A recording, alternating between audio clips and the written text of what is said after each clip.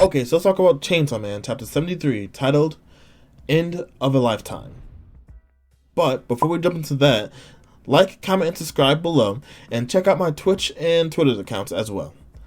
With no further ado, let's jump into this week's chapter. Now, I'm going to do a live reaction to this week's chapter like I did 2 weeks ago. I couldn't do last week's chapter because I had to work, and I recorded it.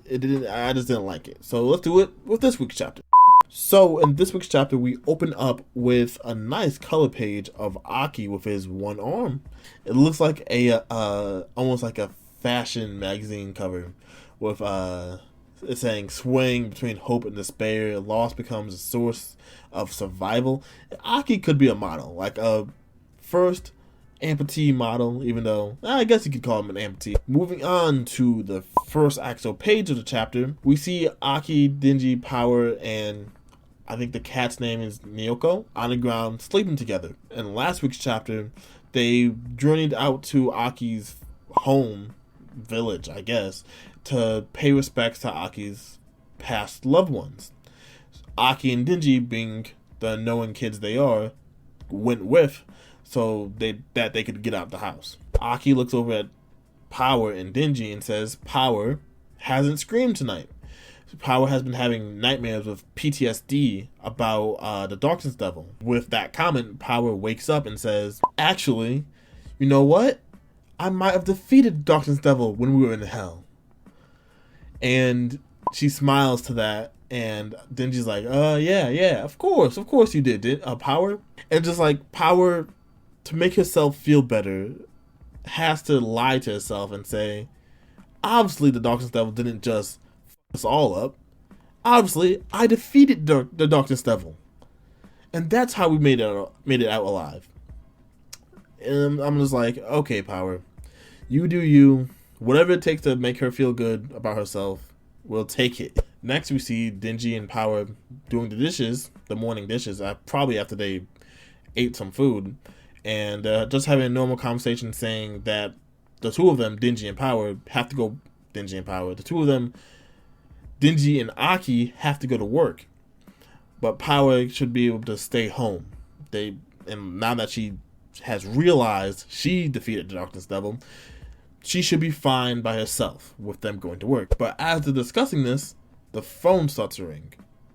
Obviously, you should know, none of them really have friends. They only have each other and their job. So if the phone's ringing, that means it has to be the job. And it looks really ominous. I don't know if that's kanji, if this even is kanji, but whatever it says, I think it basically says ominous. But of course, they go into work, they go into the bureau, and they walk in, and there is Makima. Another thing from last week's chapter. So Aki tried to basically not quit his job. He didn't want to go through with the final mission of defeating the Gun Devil. That's why Makima called him in. She says she received not the order, but she received the news that the 4th Division wants to opt out or not go through with the final mission.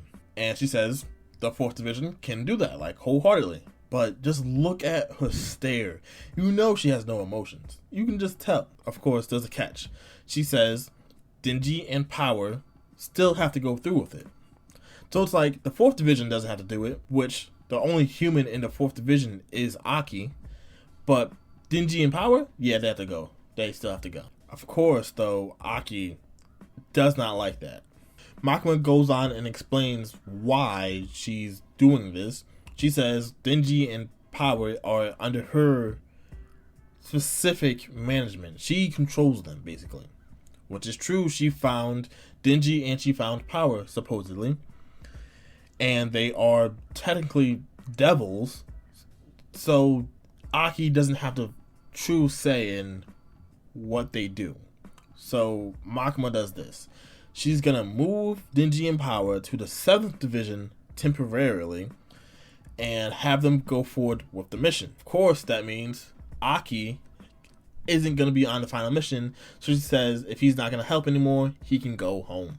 And Aki just looks like he's being filled with guilt, while Makima just like, make your decision now.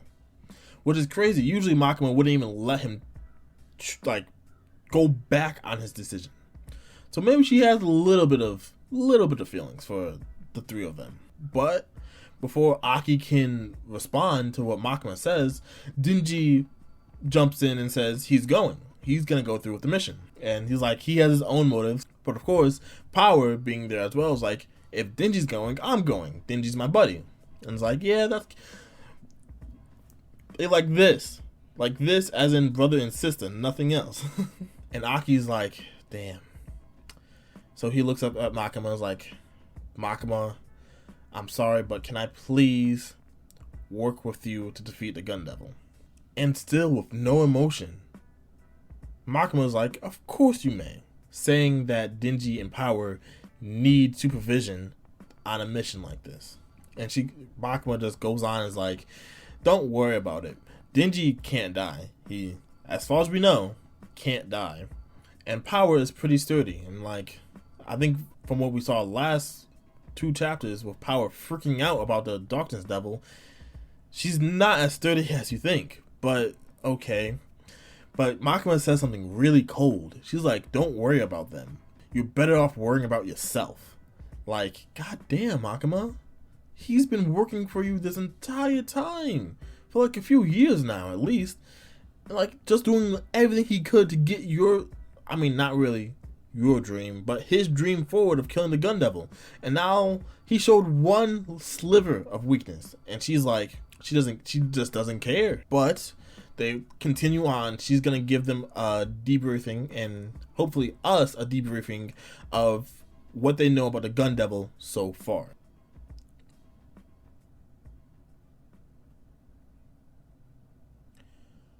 What? Apparently the Gun Devil has been defeated and captured. I feel so betrayed.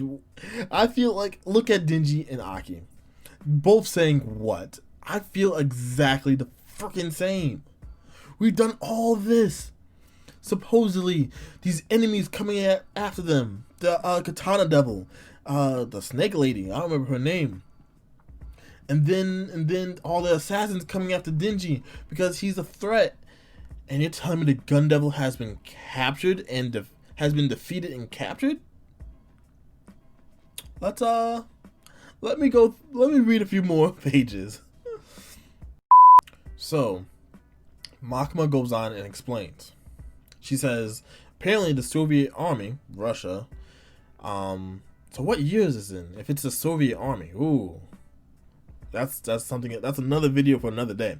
But she says the Soviet army has captured the Gun Devil. Or something to those way. It's kind of weird. But she goes on and explains that 20% of the Gun Devil is in America, 28% is in the Soviet Union, 11% is in China, and 4% of it is just controlled by random third world countries. The last 37% of the Gun Devil's body is just scattered as flesh amongst devils around the world. Like all those chapters ago, we saw that devils would eat pieces of the Gun Devil to get stronger, usually little bits of bullets. So this makes somewhat of sense, but not entirely, because apparently someone defeated the Gun Devil. Not the Soviet army, but someone caused the Gun Devil to split, which leads us down to more of a rabbit hole. Aki's like, what about Himeno? Wasn't she killed by people containing contracts with the Gun Devil? You can't really, I'm pretty sure a devil can't make a contract if it's split into so many pieces like that. And Makima is like, those guns weren't made by the Gun Devil. They were made by humans. All those chapters ago, when Himeno died and the Katana guy and everything came out into the open, it was thought that they made a contract with the Gun Devil, and the Gun Devil wanted Denji's heart, which so far that still makes a lot of sense. But apparently the guns were made by humans. the whole thing about guns being so rare that if you see a gun, it's probably made by the Gun Devil, is that when the Gun Devil first attacked those, I think it was like 13 or some odd years ago, he destroyed a crazy amount of cities, killing thousands of people around the world in seconds. And when that happened, everyone became so afraid of Gun Devil that almost every country just destroyed the production of guns. But Makima was like, guns still exist in the world. Countries still make them. They're just heavily regulated. Like, only military forces can use them. Not civilians, not police officers. Like, only military services. But at the same time, there are still underground circulations of guns. There's still guns on the black market. Black market, obviously. This is still the earth we live on. And she's like, even before the Gun Devil, even before the Civil War that gave the Gun Devil most of its power, guns were sold illegally all over the world. So it's not impossible that some Yakuza kids got their hands on some guns, which, okay, that makes sense. And with all this information coming out to our main characters and us at the same time, Aki just freaks out and is like, if there's still guns in circulation like this, then the Gun Devil is going to just get stronger. And Makima was just calm and cool and was like, yes, everyone understands this, and it's fine. If people keep owning and circulating guns, the Gun Devil's power will grow.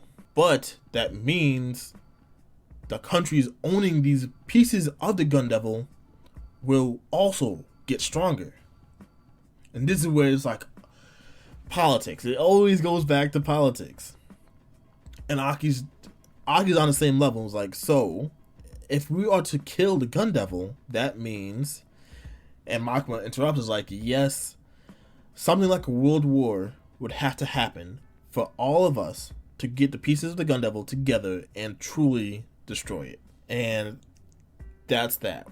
Aki, Denji, and Power leave, and we see Aki on a bench, kind of slumped over, and Power and Denji just kind of chilling. When I say that changes shit so much that I feel like either Fujimoto changed the story a little bit to make it go on longer, or Fujimoto is a much greater writer than I ever gave him credit for, because this just blew my mind.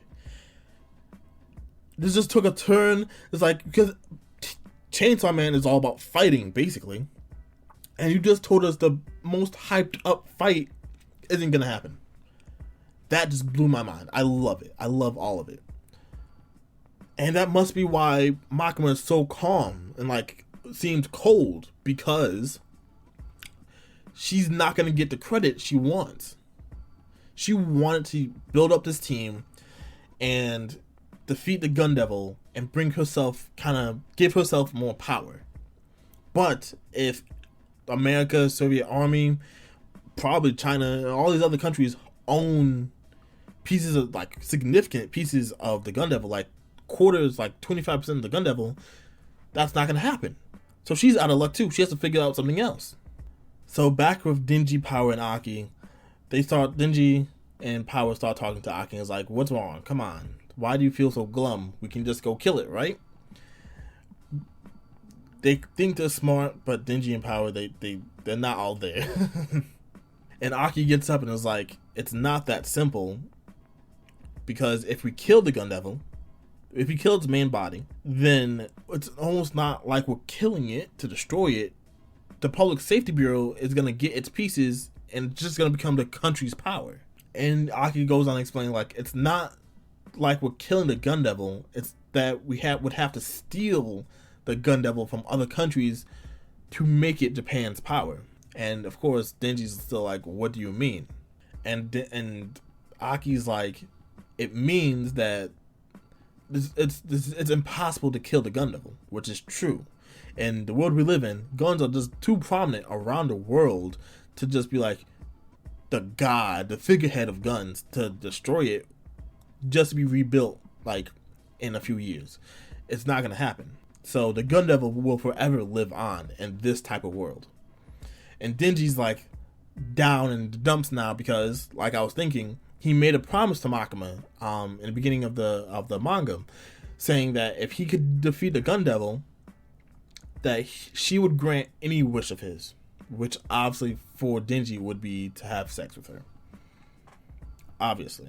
So Denji's glum, and Aki's on the bench, and he kind of freaks out. He's holding his eye, the same eye that the future devil is resided in. And they go home. It's nighttime, and Aki, sitting in his bed, commands the darkness devil to come out. The future devil to come out. If I said darkness earlier, I meant future. I'm sorry. And of course, with Aki commanding it, the future devil comes out. And Aki asks about the vision he saw earlier. And the future devil's just like, that's the future that's going to happen. It's unavoidable. The future devil says, you and power are going to be cast aside like rags by Denji and die by his hands. That is the inevitable future for Denji and for Aki, Power, and Denji. That is the future that the future devil wanted to see with his own eyes, which is why he gave Aki this power, which is crazy because the future devil it's only supposed to give him sight like a few seconds before events happen, but now he did it and a half a day has gone by and it hasn't happened. So when is this future going to come to pass? The future devil continues and says, as soon as this happens, as soon as you do die, the devil, feared by all other devils, will be born. The Chainsaw Devil. It has to be the Chainsaw Devil. And that's the end of the chapter. Chapter 73 of Chainsaw Man. This was awesome. This, again, just gave us no action, but all plot. And, again, I loved every second of it. I really think Fujimoto must have gotten more writers for the series, because it's just going up exponentially in quality. Also, volume sales just reached 2 million, and I think I saw a chart on Twitter that once volume sales for manga got to 2 million, that's kind of where they also get a manga started up. So an anime started up. So Chainsaw Man anime 2022. I'm calling it right now. 2022 anime. I swear. But yeah, this was insane. Thanks for watching. I might do a quick little video going over all the small details. But yeah, check out my other videos. Peace.